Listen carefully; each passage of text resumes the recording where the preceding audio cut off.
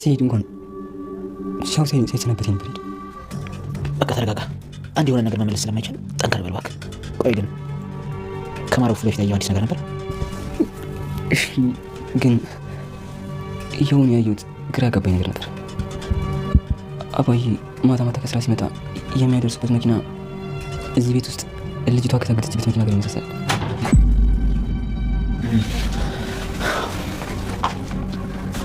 ይቅርታ አቋረጥኳችሁ እንዴ? አይ አላቋረጥሽም።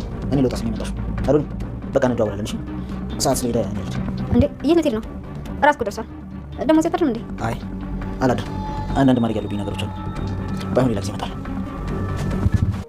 ቆይ ለምን ሊስተኝ የሚደብቀው? አይ ምንም አይደለም።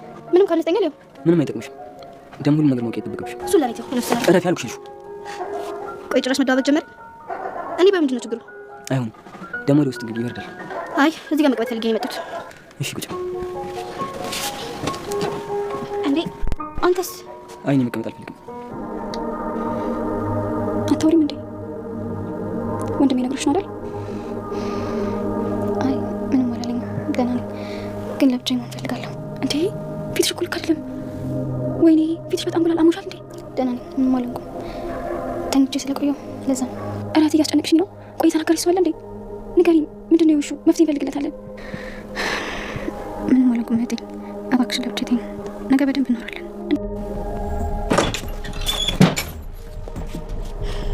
ስሚኝ እንጂ ቆይ ምን ለማድረግ የሞከርሽ ነው ያለሽው?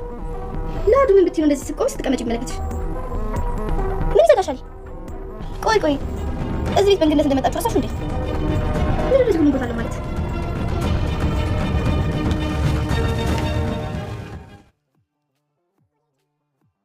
ያፌትና ሄለን ለብዙ ሰዓት ተፋጠው ቀሩ። አቶ ቶማስም የሚለው ነገር ግራ ገብቶት በእጁ ፈገግ እያለ ቢጠቁማቸውም ሁለቱ ግን ግራ የሚያጋባ ፊት ይታይባቸው ነበር።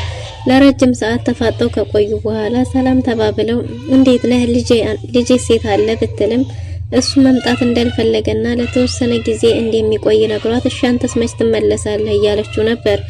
በአሁኑ እንደማይመለስና ብዙ እንደሚቆይ ነግሯታል።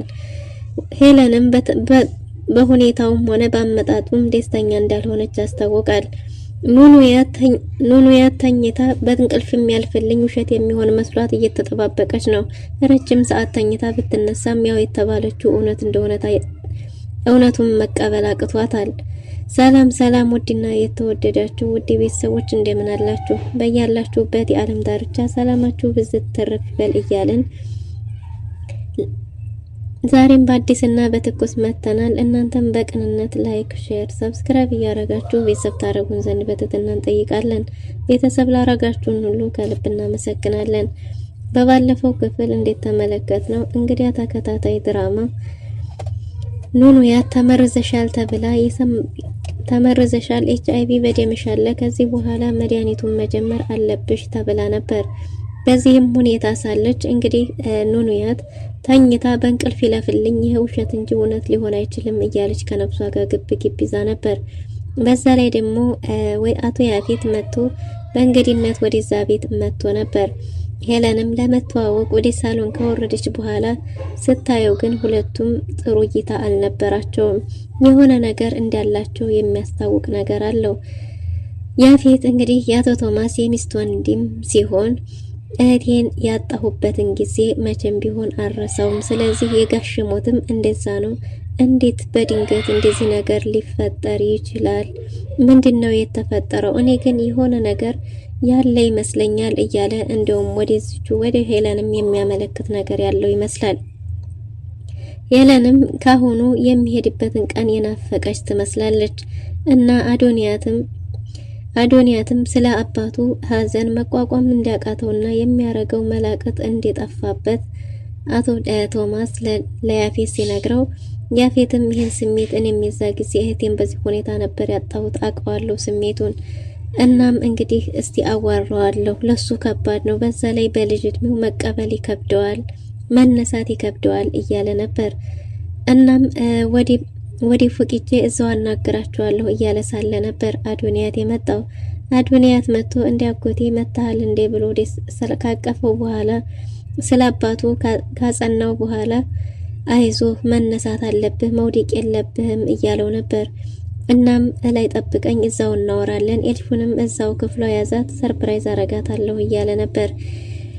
እናም እንግዲህ በዚህ ሁኔታ ወይዘሮ ሄለንም ምግብ እንዲቀርብ ልዘዛቸው ብላ ከሄደች በኋላ ከዛም በኋላ ግን ክፍሏ ቁጭ ብላ ማልቀስ ጀምራለች። እያስለቀሳትም ያለው የቴዲና የሷ ጉዳይ ነው። ቴዲ ከዚህ በኋላ የራሱን ህይወት እንደሚጀምርና እንዳትቆጭ ነግሯት ነበር። ነገር ግን ለልጆቿ የሚገባቸው ይሄ ህይወት እንጂ ያ ህይወት እንዳልሆነ ፍቅሯን ደብቃ ለልጆቿ ስትል መኖር እንዳለባት እያሰበች እሱም ደግሞ እንዳትሰበሪ ታይ፣ ላንቺ ከዚህ የተሻለ እንክብካቤና ህይወት ያስፈልግሻል፣ በዚህ ህይወት መኖር የለብሽም፣ ይበቃሻል፣ ገንዘብ ነበር ፈልገን የነበረው፣ ገንዘብን አግኝተናል፣ ከዚህ በኋላ ወደ ቤትሽ ወደ ፍቅርሽ ተመለሺ ብሏት ነበር። ከዚህ በኋላ እኔ መኖር ያለብኝ ለልጆች እንጂ ለፍቅር አይደለም። ስለዚህ ለልጆች የሚገባቸው ህይወት ይሄ ሳይሆን ቶማስ ጋር ያለው ነው ብላለች። እናም አራታይ ከዚህ የባሰ ችግር ውስጥ እንዳንገባና አንቺም ደግሞ መጥፊያሽ እንዳይሆነ ሰጋልሻለሁ ቢላትም አይ አሻፈረኝ፣ ምንም ነገር ሊፈጠር አይችልም ብላ ወስናለች። ነገር ግን በውሳኔዋ መጽናት አቅቷታል። እያለቀሰች ነበር። እስከ ዛሬ ድረስ እኔ ላንቺ እንጂ ለኔ ኑሬ አላቅም። አንቺ የምታጸጅ ያንቺን ቆሻሻ እኔ ሳጸዳ እስከ ዛሬ ድረስ ላንቺ ነው እንጂ የኖርኩት ለኔ አንድም ቀን ኑሬ አላቅም። ከዚህ በኋላ ግን ከስራ ውጭ ሌላ የሚያገናኘን ነገር አይኖርም። እኔ የራሴን ህይወት መሰርታለሁ ብሏት ነበር። እና ይሄን እያሰበች ምርር ብላ እያለቀሰች ትገኛለች። በዚህ ሁኔታ ላይ ሳለች ያፌትም ወደ ኤልሹ ሄዶ ስለነበረ በዛን ሰዓት ነበር እንግዲህ አቶ ቶማስ ወደ ክፍል ሲሄድ ምን ሆነሽ ነው? ምን ተፈጥሮ ነው የምታለቅሽው? ቢላትም የኑኑያት ነገር አሳስቧት እንደሆነ ተናግራለች። አቶ ቶማስም ጅል ስለሆነ እውነት መስሎት የኔ መልካም ሚስት በቃ እንግዲህ ባልሆነ ከሆነ ግን አንቺ እስከ መቼ ድረስ በሰው ችግር እያለቅሽ ትኖሪያለሽ? ባልሆነ እያለ ነበር። ያፌትም በዚህ ፍጥነት እህቱ ከሞተች በፍጥነት ማግባቱ እና በዚህ ሁኔታ መኖሩ አላስደሰተውም። አንተም እህት የሙታ ምንም እንኳን ሳትቆይ ወዲያውኑ አገባህ ቢለውም ይህን የወይዘሮ ሄለን መልካምና ደግ ሴት መሆን ምንም አይነት ጊዜ እንዳልሰጠውና በዚህ ሁኔታ ይቀየራል ባይባልም ነገር ግን ነገሩ በጣም ፈጥኗል። እውነትህን ነው፣ ግን እኮ የእሷን ሳቅና ፈገግታ አሁንም ቢሆን ማንም ሊተካው አይችልም። አሁንም ቢሆን በጣም ነው ሁላችንም እናፍቀን፣ በጣም እንወዳታለን እያለው ነበር ሟች ሚስቱን። እንግዲህ ያፌትም ወደ ኤልሹ ክፍል ሄዶ ሰርፕራይዝ ቢያረጋትም ከኋላ ወንድሟን ጠብቃ ስለነበረ የታል አኖኒያት እያለች ነበር። እሱ አልመጣም፣ ትንሽ መቆየት ይፈልጋል ብትለውም በጭራሽ እንደዛ ያደርግም ብላ ነበር። አይ አልመጣም መቆየት ፈልጓል ሲላት እንዴት እንደዛ ያረጋል ብላ በአጎቷን መምጣት ደስተኛ የሆነች አትመስልም ነበር። አይ ሳስበው የወንድምሽን መምጣት እንጂ የምትጠብቂው እኔን አልነበረም እና አልተደሰትሽም ማለት ነው ቢላትም አይ አይደለም በሱ አለመምጣት ተናድጄ ነው እንጂ አጎቴ አንተ በመምጣትህ በጣም ደስ ብሎኛል እኔ ምርጥ አጎት እያለች ነበር። እናም እንግዲህ ምንም ነገር ይዘሃል መጣልኝም እንደ ብትለውም የጠየቀችውን ሁሉ ይዞላት እንደመጣና ሁሉም ነገር ሻንጣ ውስጥ እንዳለ ነግሯት በደስታ ቦርቃለች። ከዛም አዶኒያት የታለ ብሎ ሲልካት አዶኒያትን ፍለጋ በሄደችበት አዶኒያት ኑንያት ክፍል ገብቶ በዚህ ሰዓት እንዴት ተኛሽ? ምን ተፈጥሮ ይሆን? ሳቅና ጨዋታሽም ምንድነው የቀማሽ? ምን ሆነሽ ይሆን እያለ እዛ ጋር ደብተሯን ሲያይ ምን ተጽፎበት ይሆን ብሎ ደብተሩን ላይ እጁን ዘርጋ ሲያረቀስቀስ ስትልበት ጥሎ እዛው ከጎኗ ቁጭ ብሎ አይኗን እየተመለከተ ነበር። ምን አለበት በዚህ በቀኑ ይህን ያህል እንዲህ አይነት እንቅልፍ ተኝተሻል? በሰላምሽ ሆን? እኔም እንዳንቺ እንደዚህ አይነት እንቅልፍ ተኝቼ የተፈጠረውን ነገር ሁሉ እረስቼ ከአንቺ ውጪ ምንም ነገር እንዳልተፈጠረ ረስቼ ብነሳ ምን አለበት እያለ ነበር። እና ምን ሆነሽ ይሆን? ሳቅሽና ጨዋታሽን ምን ወስዶሽ ምን ቀምቶሽ ይሆን እያለ ረጅም ሰዓት ከቆየ በኋላ ቀስ ብሎ ደብተሯን ይዞ ወጥቷል።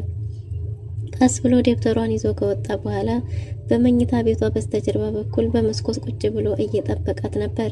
ከዛም እንግዲህ ወይዘሮ ሄለን መታ ሰዎች ሁሉ መገኘት ባለባቸው ቦታዎች ላይ ሁሉ ይገኛሉ።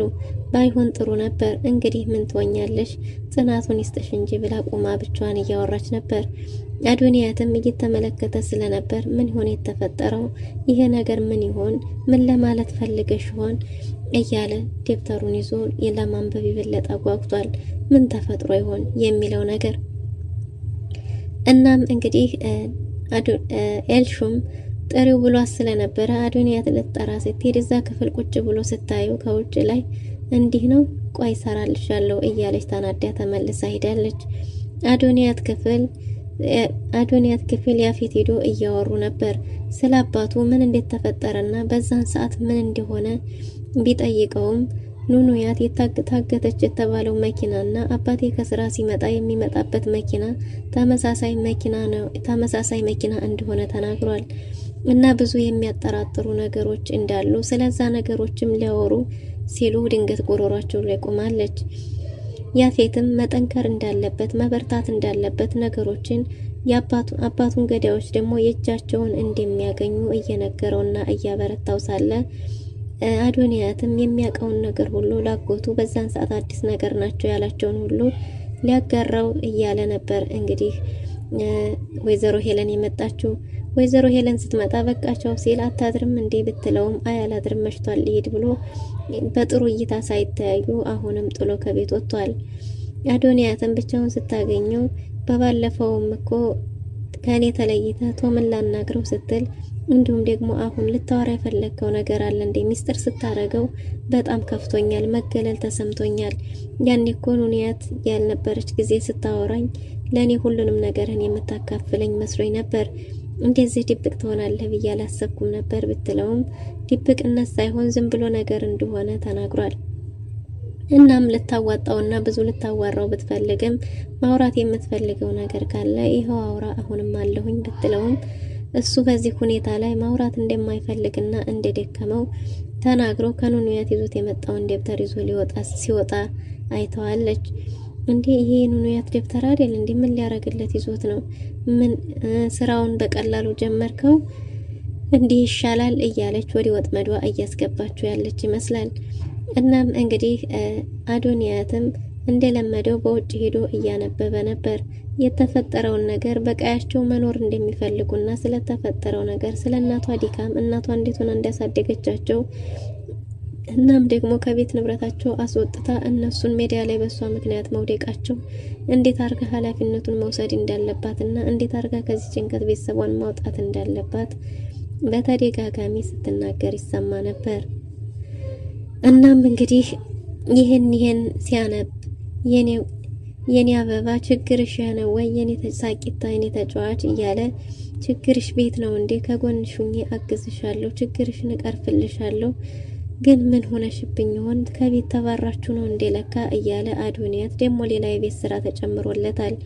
በዚህ ሁኔታ ላይ ሳለ ኤልሹ መታ ምን እያረክ ነው? እዚህ ደግሞ ደብተሩ ምንድነው? አንጠላም ብብላው ነበር። ሁሉንም ነገር ማወቅ እንደሌለባትና እንደማይመለከታት ተናግሯል። ብርድ ነው ግቢ ቢላትም እዚህ መቀመጥ እፈልጋለሁ ስትለው እንግዲህ አሳንቺ ተቀመጪ እኔ ደክሞኛል ብሎ ጥሏት ገብቷል። የበለጠ ለኑንያት ያላት ጥላቻ ጨምሮ በጭራሽ እኔ ያለው አንቺን እንዲወድሽ እድል አልሰጠውም እያለች ትገኛለች። እናም እንግዲህ ኑንያት ክፍል ሄዳ እሷንም ምን ለማድረግ እንደፈለገች ባይታወቅም ኑንያት ለራሷ አሟታል። በዛ ላይ ለቅሶውም አምና መቀበል አለመቻሉም አድክሟታል። ኑንያት ክፍሏ ውስጥ ገብታ ስትጠፋ መሲ ወንድሟ እውነቱን ነግሯት የጠፋች መስሏት ሄዳ ወንድሜ ነግሮሽ ነው አይደል? ከባድ ችግር ውስጥ ስለሆንኩ እኮ ነው አውቄ እኮ አይደለም ብላ ልታናግራት ብትፈልግም አሁን ማውራት እንደማትችል የምትፈልገው ማረፍ እንደሆነና ነገ ከነገ ወዲያ ግን እንደምታዋራት ነግራት ብቻዋን መሆን እንደምትፈልግ ስትነግራት መሲ ለቃ ወጣለች።